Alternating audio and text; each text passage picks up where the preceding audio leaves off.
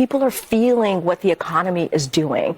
And we have to remember, this didn't happen by accident. What we're seeing with the trends, the economic trends, it's because of what this president has done. He's put equity at the center of everything that he's talked about when it comes to the economy. Good morning. I'm great. I'm great, just like the economy did really well. Okay. I am basically reflecting the U.S. economy with this president. Well, but all of that does sound like good news. Last year was an extraordinarily better than expected year, and I think this is kind of fabulous. It is true. Another day, another shockingly good piece of economic news for the country and also for President Joe Biden.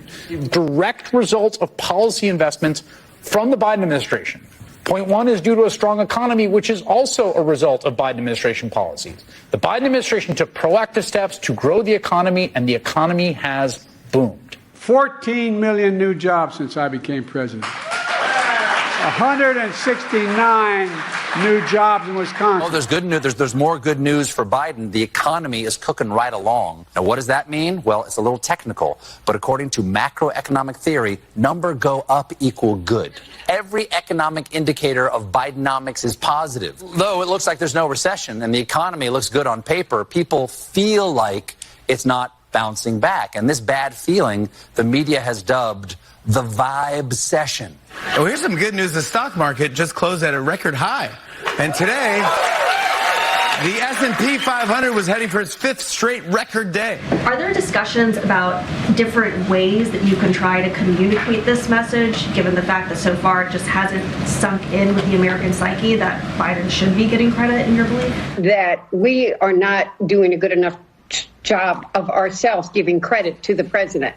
You need to give credit to where this money came from. We all have to be all in on telling the story of how these investments he's talking about today, how the economy is turning around after he took over this country during the COVID at a terrible time. And it's incumbent on all of us to tell the story. So you're right. We have a lot of accomplishments. And I think what the American people want most in their leaders is that we actually get things done. And we have done it. We haven't taken adequate credit for it, frankly.